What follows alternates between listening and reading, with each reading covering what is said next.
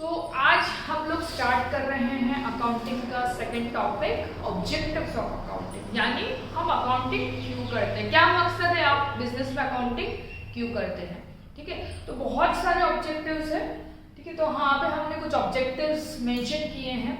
तो पहला objective business में अकाउंटिंग हम क्यों करते हैं, पहला है परमानेंट रिकॉर्ड्स। परमानेंट रिकॉर्ड्स का मतलब क्या है, हमेशा के लिए वो बिजनेस में रिकॉर्ड फॉर्म में रहेगा, यानी कि या तो रिटर्न फॉर्म में या तो कंप्यूटराइज फॉर्म में। तो रिटर्न फॉर्म में तो आजकल बहुत ही रेयरली कोई करता होगा, मे बी आज छोटे मोटे जो दुकानें होंगी शायद वो करते होंगी। बाकी जितने भी बड़े बड़े बिजनेस है ऑफ कोर्स उनको मेंटेन कंप्यूटराइज में ही करना पड़ता है, क्योंकि इतना सारा रिकॉर्डिंग आप लिखित में करना थोड़ा सा मुश्किल होता है। सो परमानेंट रिकॉर्ड यानी आप 10 साल के पहले का रिकॉर्ड मांगोगे मिल जाएगा आपको तुरंत। तो परमानेंट रिकॉर्ड, और परमानेंट रिकॉर्ड रखने का मकसद भी क्या होता है कि बिजनेस है तो बिजनेस में कभी भी कुछ भी हो सकता है। गवर्नमेंट भी आपसे मांग सकती है भाई 5 साल के पहले का रिकॉर्ड बताइए आप, तो आप कहाँ से लाएंगे। तो रिटर्न फॉर्म, तो रिटर्न फॉर्म में होगा, रिकॉर्डेड फॉर्म में होगा, तो वो परमानेंट रहेगा। Second, to the effect of each transaction.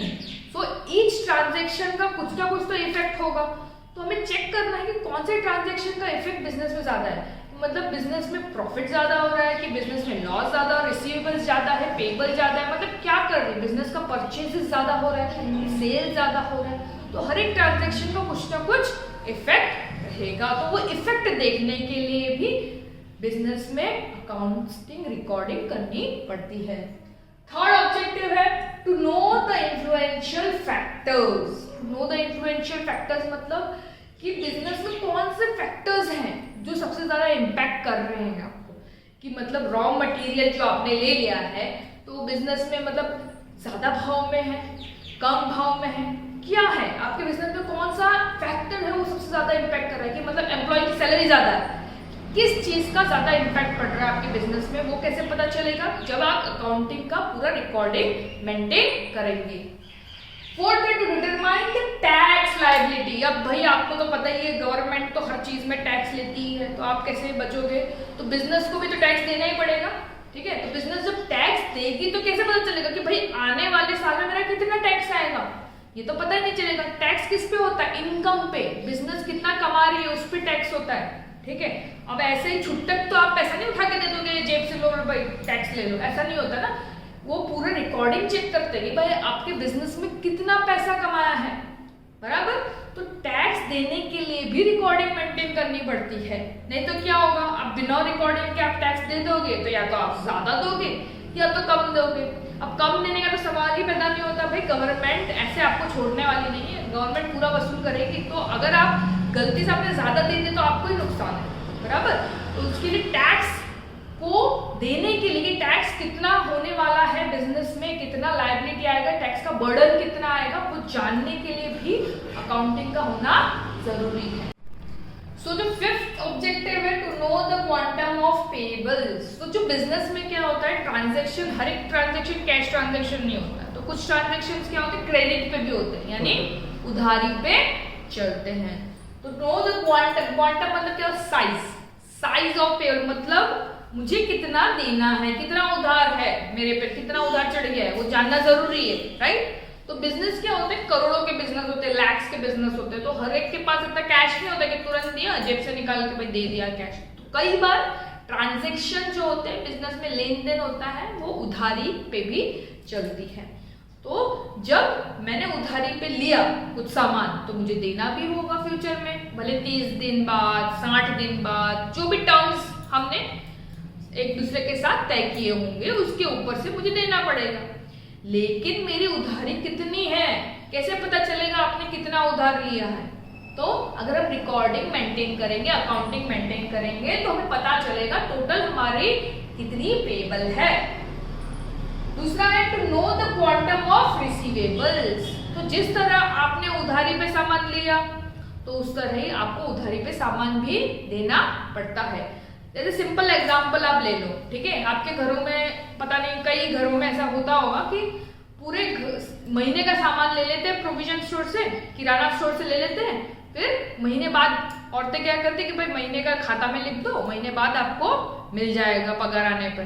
कई बार ऐसा होता है, ठीक है, हमारी माताएं तो करती थी, अभी भी कई बार कई किराना स्टोर में ऐसा चलता ही है चलन। तो वो अब किराना स्टोर वाले को कैसे पता चलेगा कि मुझे भाई मीना जी से लेना है, सीना जी से लेना है, कमला जी से लेना है, कैसे पता चलेगा? रिकॉर्डिंग रखेगा ना भाई साहब, उसको पैसे लेने हैं ना, ऐसा तो नहीं भाई दान पुण्य तो नहीं कर रहा है वो, उसको पैसे लेने हैं। रिसीवेबल, अब कितना रिसीवेबल है उसे कैसे पता चलेगा? अकाउंटिंग की बुक मेंटेन की होगी, खाता उसने सबका रखा होगा। फिर to measure the profitability of the business. अब बिजनेस कोई स्टार्ट करता है, छोटा या बड़ा कोई भी बिजनेस स्टार्ट करता है तो मकसद क्या होता है? कमाई। कैसी कमाई? मुनाफे वाली कमाई, नुकसान वाली नहीं। तो बिजनेस का मकसद क्या होता है कि मुनाफा कमाए, बराबर। नुकसान भी हो जाता है कभी कभी, लेकिन मेन मकसद क्या होता है कि बिजनेस हम स्टार्ट करते हैं कि मुनाफा हम कमाएं। अब मुनाफा कितना कमा रहे हैं कि हमने गलती से नुकसान झेल लिया, वो कैसे पता चलेगा? बिजनेस में अकाउंटिंग से ही पता चलेगा। भाई आपने सपोज एग्जाम्पल, आपने मटेरियल ले रहे हो आप 20 रुपए की, लेकिन क्या होता है सामान आप बेच रहे हो उसको 18 रुपए में, तो अब आपको नुकसान करना पड़ रहा है 2 रुपए का, राइट। सो ये कैसे पता चलेगा आपको? ये आपको अकाउंटिंग से ही पता चलेगा कि आप बिजनेस में नुकसान झेल रहे हैं कि मुनाफा ही कमा रहे हैं। Then to know the economic status of the business, economic status, what does economic status means? ठीक है, बिजनेस में क्या होता है? एसेट्स होती है, लाइबिलिटीज होती है, ठीक है। अब एसेट्स लाइबिलिटीज के बारे में हम जाने उससे पहले मैंने आपको समझाया था रिसीवेबल्स और पेबल्स के बारे में, ठीक है। जो बिजनेस में रिसीवेबल्स होते हैं, यानी मुझे बिजनेस में किसी से पैसे लेने उधारी दी थी, अब लेना है। पेबल्स यानी क्या हो? मैंने उधार पे सामान लिया था, अब मुझे वापस देना है। तो अगर मेरे में उधारी ज्यादा है, भाई मुझे देने का ज्यादा है लेकिन लेना कम है, समझ रहे हो? यानी मेरे पे उधारी चढ़ चुकी है 5 लाख रुपए की और मुझे, ठीक है, मुझे 5 लाख देने हैं लोगों को, बट लेना कितना है? मुझे खाली 1 लाख है। तो मतलब जब बिजनेस में लाइबिलिटीज बोझा ज्यादा है तो बिजनेस अच्छा नहीं कर रहा है। लेकिन अगर बिजनेस में एसेट्स, ठीक है, इनकम अच्छा है, अच्छा कर रही है, तो बिजनेस अच्छा माना जाता है, ठीक है। तो assets, liabilities, economic condition, business की स्थिति जानने के लिए भी अकाउंटिंग जरूरी है। सो जो हमारा लास्ट ऑब्जेक्टिव है to detect the errors and frauds. So कई बार क्या होगा, अगर बिजनेस में आपने प्रॉपर्ली रिकॉर्ड नहीं किया तो एरर्स होने के चांसेस ज्यादा है, ठीक है। एरर्स किस प्रकार से? मतलब आपने रिकॉर्डिंग नहीं करा तो मतलब कितना लेना है, ठीक है, प्रॉपर्ली, तो क्या होगा भाई? आपको तो नुकसान हो जाएगा, लोग आपको चूना लगा देंगे, एरर्स, ठीक है। दूसरा फ्रॉड्स, फ्रॉड आइडेंटिफाई कर सकते हैं, ठीक है भाई। अगर आपने रिकॉर्डिंग की हो तो फ्रॉड में आप आइडेंटिफाई कर सकते हैं, लेकिन अगर आपने रिकॉर्डिंग ही नहीं की है तो आपको पता ही नहीं चलेगा कि बिजनेस में फ्रॉड चल रहा है। तो कई बार ऐसा होता है कि बिजनेस में फ्रॉड्स हो जाते हैं, ठीक है, लोग पैसों की हेराफेरी कर देते हैं, लेकिन वो हेराफेरी आप जान सकते हैं अगर आपने अकाउंटिंग का प्रॉपर मेंटेनेंस किया हो आपके बिजनेस में। तो find to detect the errors and frauds in the business is the last objective. So ये हमारे सारे ऑब्जेक्टिव्स थे। अगर इसी तरह आपको और अकाउंटिंग के बारे में जानना है तो लाइक करो, सब्सक्राइब करो और कमेंट करो।